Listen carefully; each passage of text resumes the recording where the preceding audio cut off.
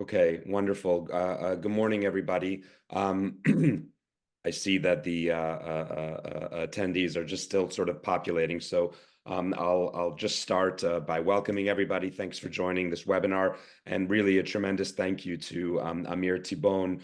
Amir Tibon should be well known to many of you. He's, of course, the diplomatic correspondent for Haaretz newspaper in Israel. He was previously based in Washington, D.C., so I'm sure he still has many friends in the area. Amir has authored a number of books, including The Last Palestinian, The Rise and Fall of Mahmoud Abbas, with Grant Rumley, and of course, most recently, The Gates of Gaza, which I have here. It is a story of betrayal, survival, and hope in Israel's borderlands. I really can't say enough about it.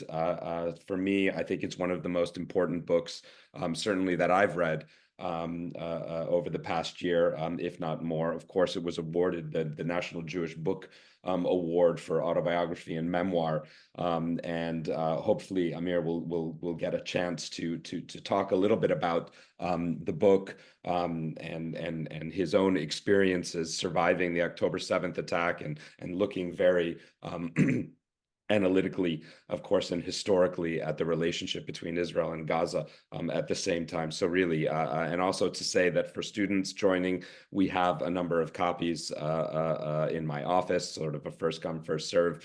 So please, I hope you take advantage and come and see us. Amir, unfortunately, has a hard stop, as you can imagine. He's quite busy. So again, we're incredibly grateful for his time. He has a hard stop with us at around 9:30. So we'll get right into it. As you know, you can send questions in the chat. We'll do our best to get to all of those. But Amir, I mean, you know, just to start off, obviously, I think any discussion on Gaza, of course, has to begin with really what was sort of a bombshell announcement by the U.S. president over the last, I guess he's done it again today, even, and yesterday. And of course, you've written about it, and you wrote about the sort of regional implications of that, and putting Saudi Arabia in some ways at the center of this of what the response needs to be. But maybe if we can sort of start with that and your understanding of where the situation is, and then maybe talk a little bit about really probably what's the most critical issue, which is, of course, the ceasefire, the hostage release happening. And I know something that's also close to your heart and many of our hearts as well. And then hopefully we'll have a little bit of time to talk about the book and take a couple of questions as well. So thank you so much, Amir, please. Well, it's my honor and pleasure, and thank you for the opportunity, for the invitation. I have to say, you used the word understanding. My understanding of Trump's proposal and the situation right now, I'm not sure I understand so much, but I will share the little that I can. This, I don't know if I should call it a plan or an idea or a fantasy or a demand. It's not really clear, but this thing that Trump has thrown into the conversation in his meeting with Prime Minister Netanyahu on Monday night, obviously is sending shockwaves through the Middle East. Trump basically came forward and said, Gaza is in complete ruins because of the war. It should be rebuilt. Until that point, everybody agrees. This is a worldwide consensus. Everybody understands that the war caused massive damages, unprecedented damages in Gaza, and that the place has to be rebuilt. Then he said, in order to rebuild the place, the local residents will not be able to stay there while the rebuilding process is happening. Not a complete consensus, but an argument that is difficult to completely, throw as, you can't really throw that argument into the trash can. It makes some sense. Okay, there are various reasons for this, and there are ways to look at it, but up until this point, he's still got pretty wide, let's say, regional consensus around it. Then he comes and says, okay, in order to do that, we are going to get 2 million people out of Gaza. That's when things become a little more complicated. How do you do that? Where do they go? Who takes care of them? Who funds it? But even that portion his idea, at least for Prime Minister Netanyahu. You could see when they were standing together that Netanyahu was obviously supportive of this, although the Prime Minister himself has been very careful so far not to talk about it himself for reasons that I'll explain maybe in a minute or two. But it was already a bit more out there, but still something that for Netanyahu you could see he was comfortable with. And then President Trump said, and the United States will take over Gaza. This is where you could see that even the prime minister was confused and surprised. And I've been covering him for many years. I know his body language. You could see that he had this what the hell reaction. He improvised in response. And then Trump even said we'll send in the US military, which this morning he tried to walk back because he said there will be no need to send in the US military because Israel will finish the war and then hand Gaza over to the Americans. This is where the idea becomes very, very controversial, to say the least, far from any kind of consensus. You could see that even some of his own supporters, Senator Lindsey Graham, for example, were saying, I'm not sure this is a good idea. And people within his administration have been trying to take his words and form them into a more reasonable and accepted policy. This is what the White House spokeswoman tried to do yesterday. This is what Secretary Rubio tried to do. His national security advisor, they all came and said, well, we're talking about a temporary relocation of the Gaza population so that the place could be rebuilt and then these people could return to their homes. No American military forces, no American taxpayer money, just a humanitarian plan to rebuild Gaza.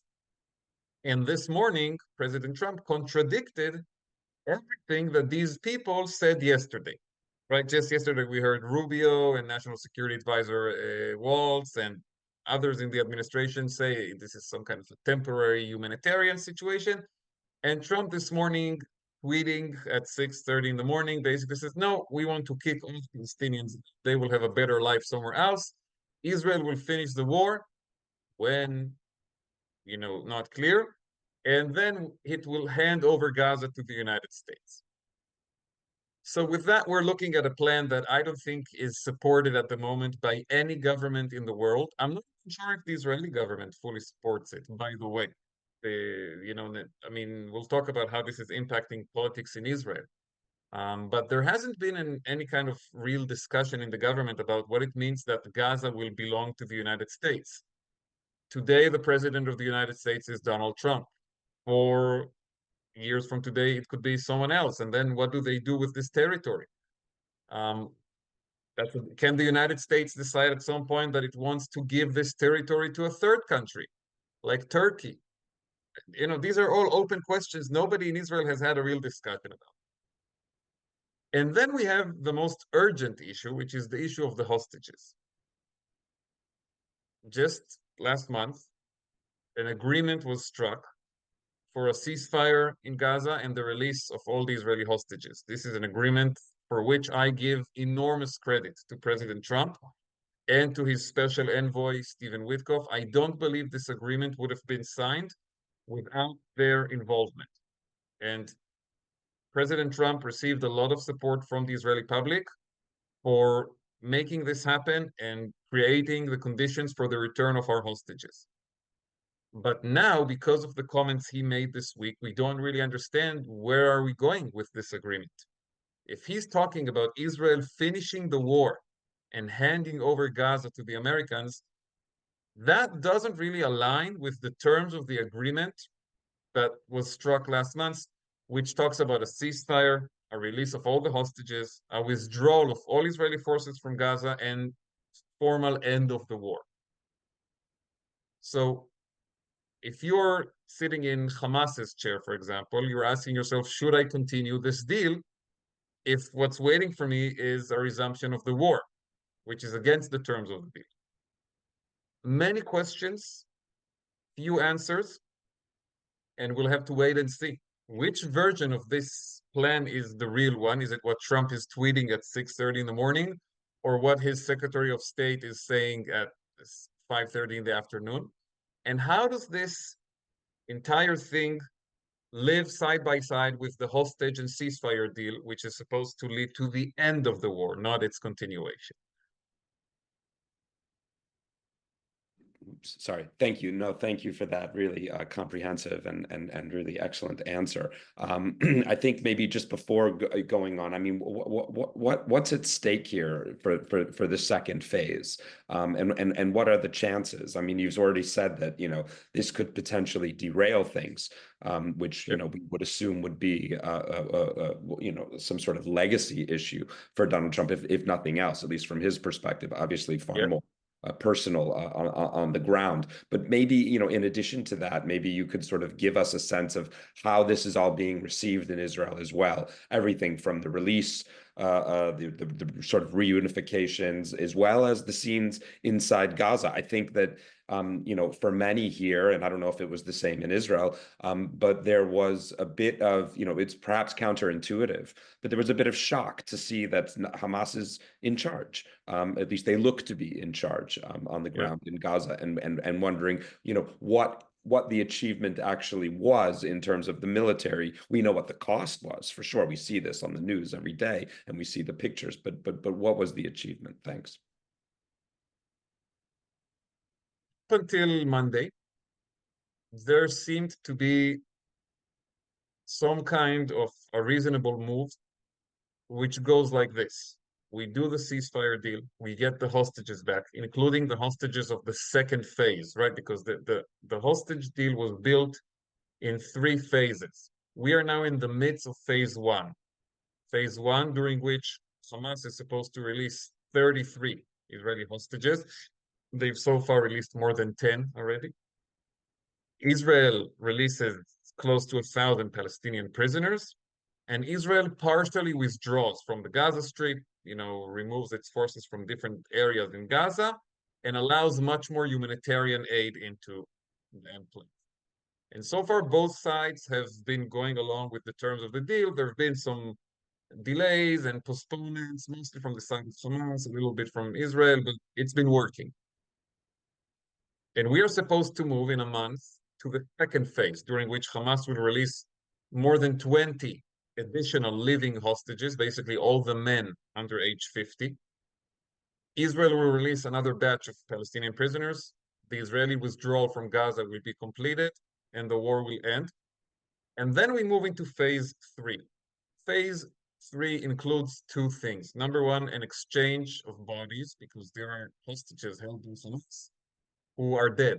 Some of them were already killed on October 7, and their bodies were taken into Gaza, and others died in captivity. And their bodies are supposed to be returned to Israel in exchange for the dead bodies of Palestinians who are in the hands of Israel, mostly terrorists. And this is the most important part for the future, the reconstruction. Phase 3 is the reconstruction of Gaza. And the idea was that this would be the Israeli and American and Egyptian and Qatari leverage over Hamas. When we get to the reconstruction phase, there would be a very, very simple deal laid on the table, which is reconstruction of Gaza, building it to be a beautiful place, but under one condition. Hamas gives up power and Gaza goes through a demilitarizing process. Without that, no reconstruction. This was the whole logic of the deal that everybody agreed upon a month ago, with strong encouragement from the Trump administration. And right now, this idea of pushing 2 million Palestinians out of Gaza, perhaps not even temporarily, perhaps it's a long-term solution, threatens the logic of the agreement.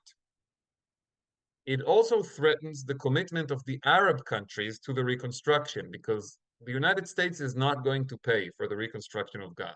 I can assure you that. This is an administration that is looking for ways to cut spending, especially foreign aid and investments abroad. It is not going to go into a project of massive renovation of Gaza. The money for that was supposed to come from the rich countries, the Gulf. And this is the column I wrote yesterday, that the key to Trump's Gaza plan is in the hands of the Saudis. If they come and say, we're not participating because what you're doing here is you're ethnically cleansing the Gaza Strip, or however they choose to describe it. There is no funder unless Trump can get Elon Musk to sign a check for $10 billion for this, which I don't know. We live in a crazy world. Anything can happen. But this is supposed to be built with money from the Gulf that will flow into the pockets of American businesses, American construction companies, etc., to rebuild Gaza, to first of all remove all the debris and then build new housing and hotels and casinos and whatever else is part of this Riviera plan. But how do you do that without funding from the rich Arab countries? And that funding will not come as part of a plan that is widely understood in the Arab world to be a population transfer of the Palestinians. It will only come as part of a plan that is more in line with the agreement that was signed last month, that basically says Gaza remains Palestinian, it remains under Palestinian control, no Hamas in the government, and demilitarizing.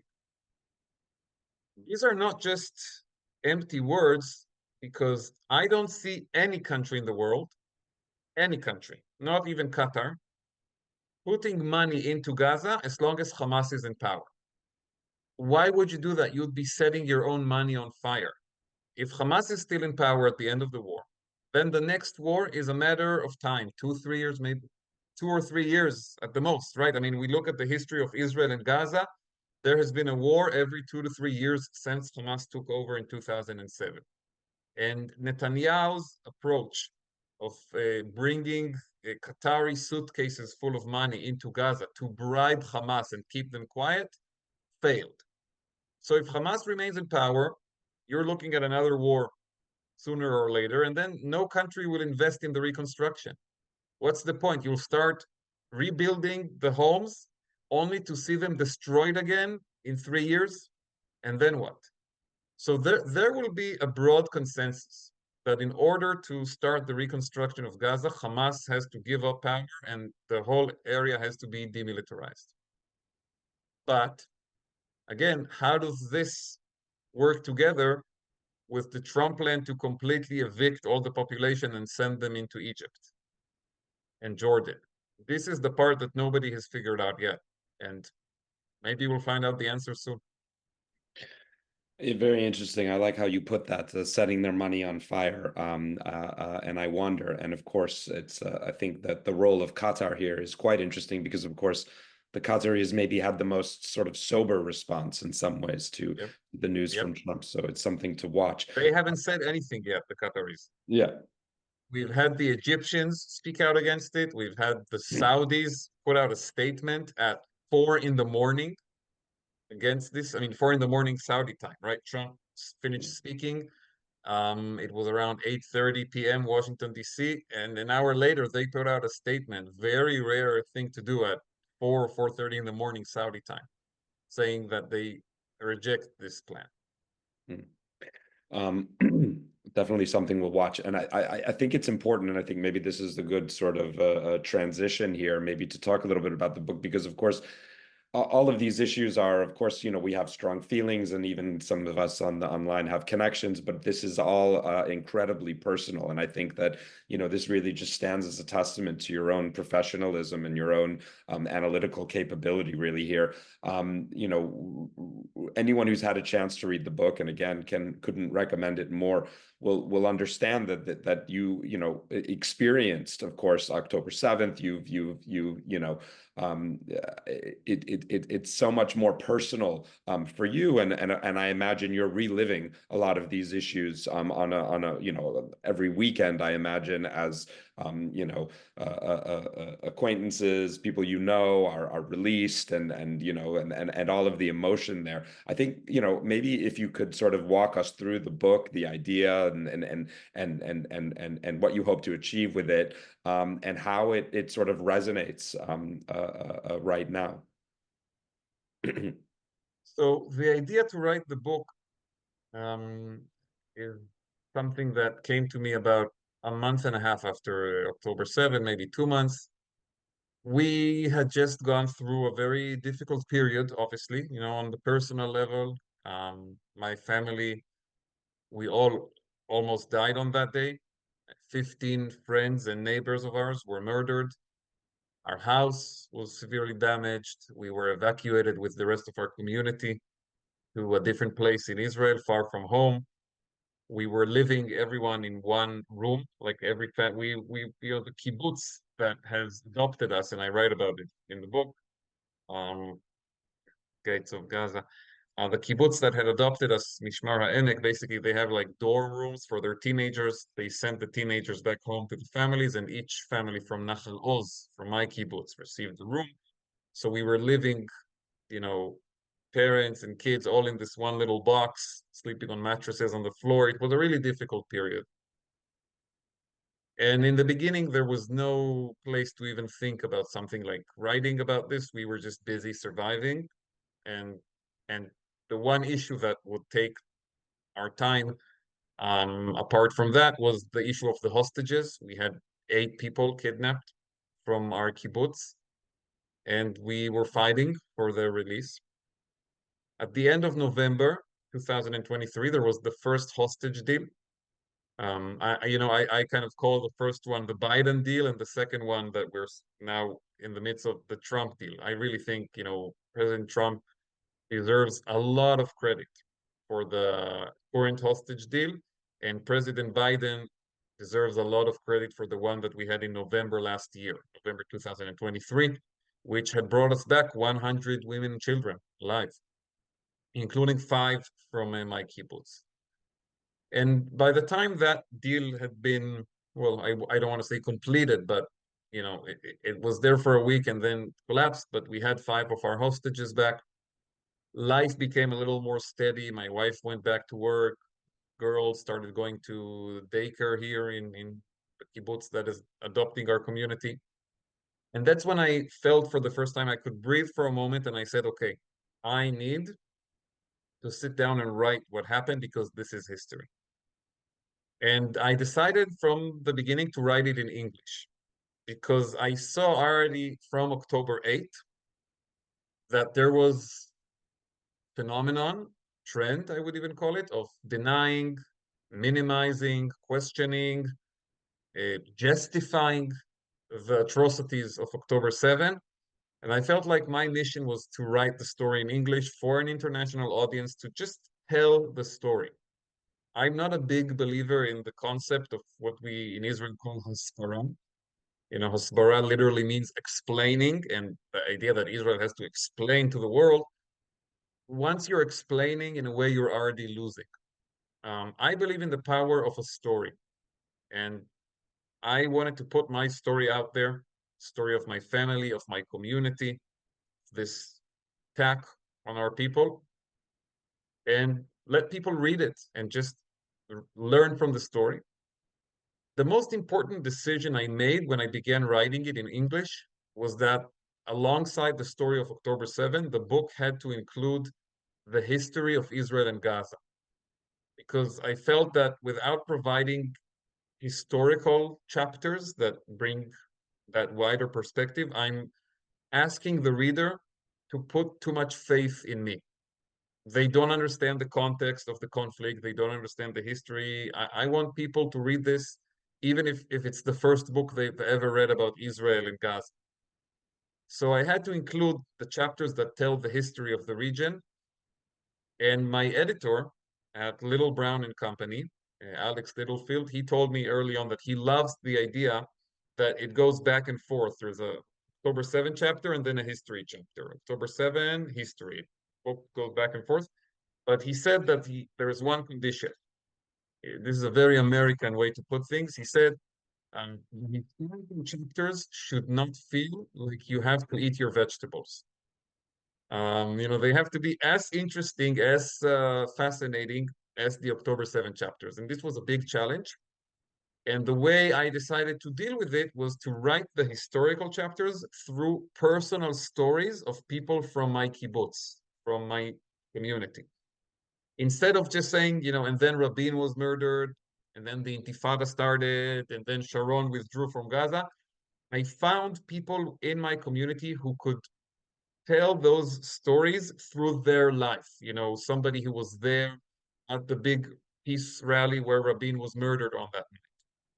and somebody who fought in the Six-Day War and was injured in Jerusalem, and somebody who had Palestinians from Gaza at his wedding in the kibbutz in the 1980s when the border was open. And all of those stories kind of give people understanding of the history, but they remain interesting. So that was the way I wrote it. I've had a very good reception, I have to say, so far.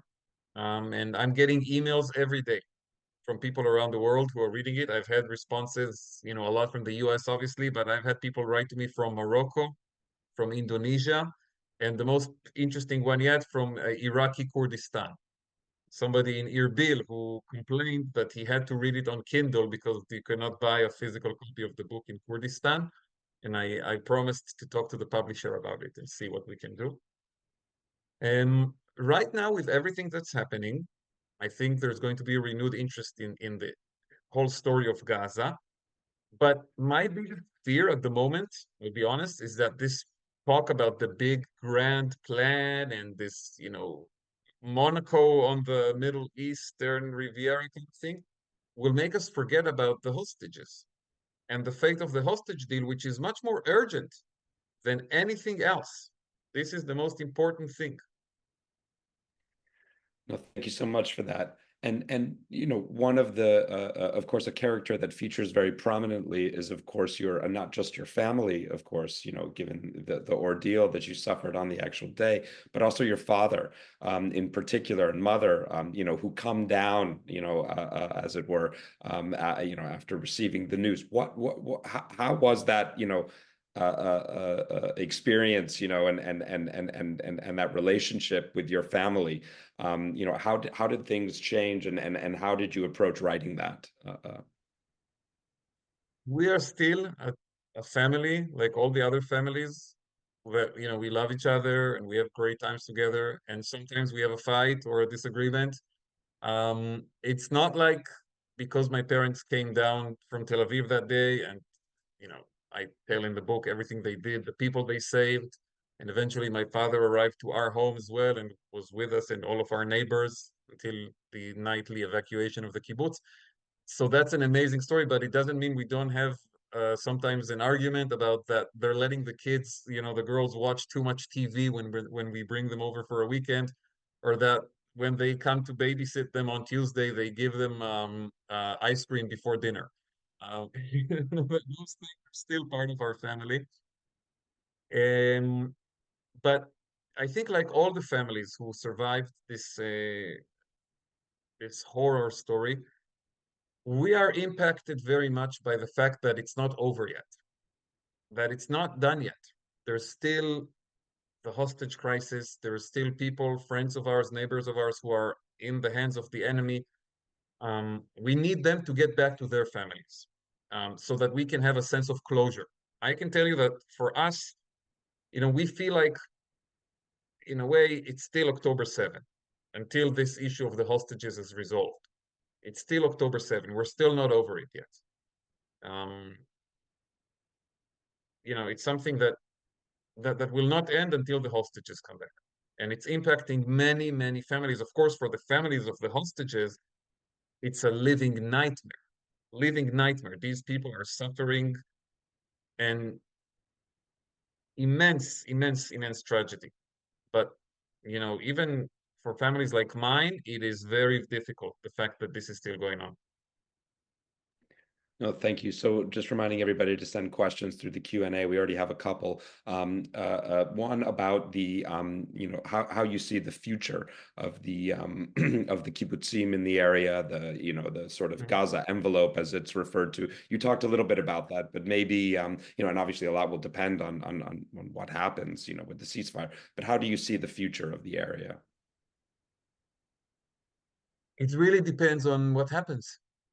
I mean, our biggest hope is that the war ends, the hostages come back, we rebuild our communities, we go back, and other people join us. This is the optimistic scenario. I still believe it can happen. Not everyone will come back, but I believe most people will. The issue of the hostages is the main impediment right now because it's stopping people from kind of like making solid plans that we're moving. But now I hear that maybe when we do go back, we will be next to an American border checkpoint. And on the other side, there will be a huge, there was this saying in the beginning of the war that when the war is over, people from Nahal Oz will be able to see the Mediterranean from our kibbutz because, Israel will destroy Gaza or whatever. I never thought this is going to happen. But now I say that, we won't be able to see it anyway because Kushner's hotel will block the view. So, I mean, who knows what's going to happen, okay? This is pure, you know, I mean, it's a situation of complete uncertainty, okay? Pure uncertainty. The distance between, the kind of hostage ceasefire deal that was signed and what Trump is talking about is huge, and in between are hundreds of possible scenarios. So it's hard to predict, but I do believe that these communities that were attacked on October 7, like Nahal Oz, like Nir Oz, Be'eri, Kfar Aza, they will all be rebuilt and people will return. I don't know to give you a timeline of how exactly it will happen. You mentioned you were going to explain Netanyahu's caution when talking about this, but maybe when you explain that, you can also give us a sense of the internal political scene now in Israel and maybe Netanyahu's future as prime minister and who might be able to take his place. So I actually wrote a column about it today. It's supposed to be published soon. The title that I suggested for the column, we'll see if my editors take it, is Trump just saved Netanyahu's government. Will he get anything in return? What I explain in this short article is that Netanyahu's government was on the verge of collapse when he came to Washington this week. There were two forces pushing it toward a cliff. On the one hand, the strong rejection, bitter rejection, I will say, of the ceasefire deal by the far-right elements of the coalition, who basically put an ultimatum on Netanyahu's desk. If you go for this long-term ceasefire, we quit the government. And on the other hand is the demand of the ultra-Orthodox parties in the coalition, the parties representing the Haredi population, the very, very devout religious population, which they are fighting for an exemption from military service to very young men. Right? In Israel, there's a law, supposedly, that every Jewish citizen at age 18 must join the army and serve 2 years for women, 3 years for men. But a huge segment of the population, and a fastly growing one, the ultra-Orthodox, are exempt from military service, and their parties, even in the midst of a war in which Israel has lost almost 850 soldiers so far, they are pushing for a permanent exemption of their young men from service. This is highly unpopular, highly controversial. And so, you have members of Netanyahu's coalition who say, we're not going to support this bill for the ultra-Orthodox parties because it is so unpopular with our voters. And you also have to see that these two factors are running in contradiction to one another, because if the far right wants to renew the war, but the ultra-Orthodox want to exempt thousands of young men from military service, you get to a point where you will not have enough soldiers to fight. So the government was really going to collapse over one of these issues and maybe just their combination. But now Trump has saved Netanyahu because he put this magnificent plan, including the complete evacuation of 2 million Palestinians from Gaza. And both the far right and the ultra-Orthodox parties are talking about it in messianic terms. They want to see it happen. They believe it will happen, which I have to say many others in Israel doubt the feasibility of the plan. But this means Netanyahu can now come to these parties and his coalition and say, listen, guys, this is really not the time to bring down the government. Even if you disagree with my decisions, even if you're unhappy, we have a historic opportunity with President Trump to do this thing in Gaza. Let me finish the job. Give me another year. And I think this is going to work. It's mostly going to work because their own voters, the voters of these parties, believe Netanyahu and Trump on this issue. So he has just given Netanyahu another year in power from a situation where everybody expected his government to collapse within weeks.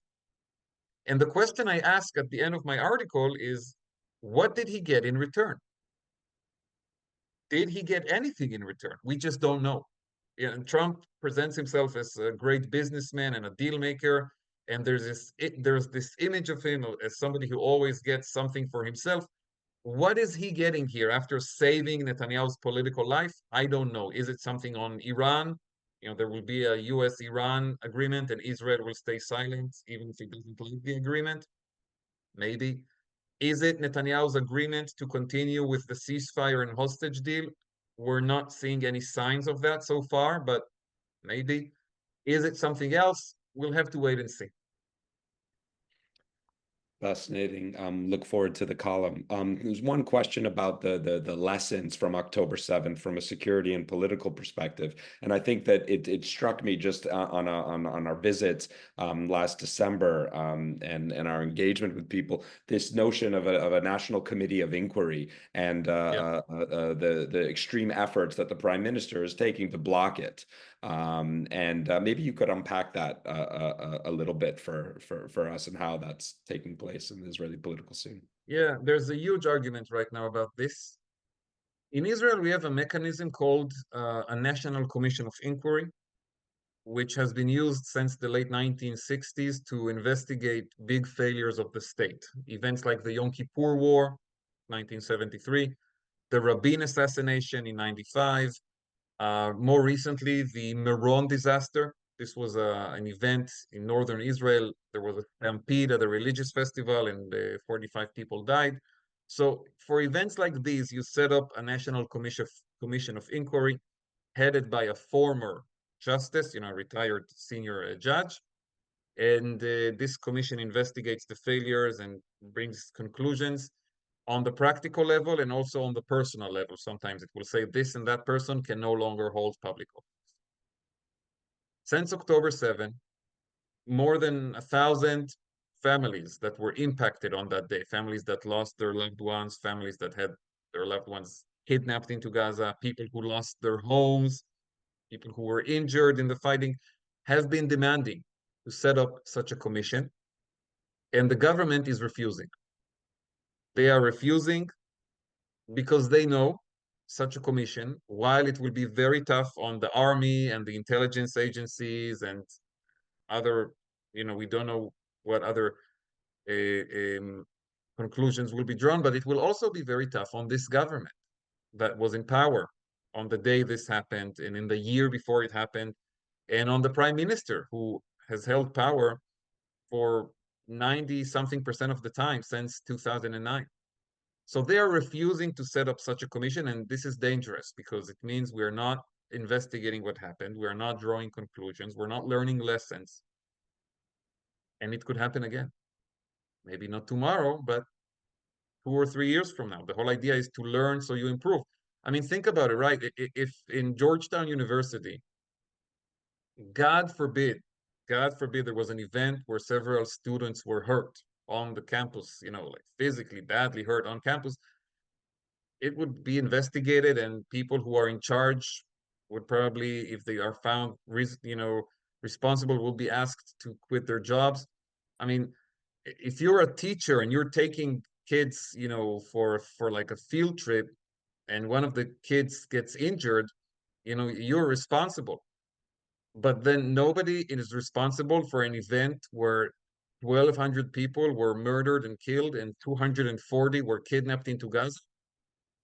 Doesn't make sense. And so the families are fighting and they're demanding justice, they're demanding answers. I believe they will win. I believe we will have such a commission, but it may take time because the government, again, wants to avoid it at all costs. And then maybe just on in that sense, and I know you have to go in a few minutes, so Yeah, I really thinking apologize. I'm on a, thinking about the tough day. opposition, thinking about the Yeah. opposition, latest polls, those who In watch, Israel, yeah. I don't think we have an opposition right now. It's surprising that you're asking this. They are so worthless. It's unbelievable that a year and 4 months after October 7, we are with the same government. I mean, these people in the opposition are not doing what they need to be doing right now. And yeah, this is a big problem. Okay, short and sweet answer. Amir, thank you. Yeah, not sweet, but unfortunately, this is the reality. Yeah, no, absolutely. Thanks for the correction. I agree with you. Thank you so much for your time. Really, tremendous work, and I think those of us who have read the book really, we don't know you personally, but we feel much closer to you, and it's really a tremendous work, and congratulations on sharing that in a very sort of brave way, and a very sort of one of the audience members said, presenting the plain spoken truth, a genuine, unapologetic Israeli lived experience of the October 7th tragedy through the present day. So thank you once again, and we hope to see you again. And if you're in Washington, please do come and see us on campus. Thank you, Amir. Will do. And I want to thank everybody who attended and remind everybody that the most urgent thing is the hostage deal, getting our people out. If you are looking for a way to do some good in this world right now, think what you can do to promote this deal, whether it's, writing about it, writing to people in power about it, speaking in its favor. We need to get our people out of that hell. This is the most important mission. So again, thank you for inviting me and giving me the opportunity to speak today. And let's hope for good news. Wonderful. Thank you, Amir. We all will. Amen. Okay. All right. Bye-bye. Bye. Thank you. Bye bye.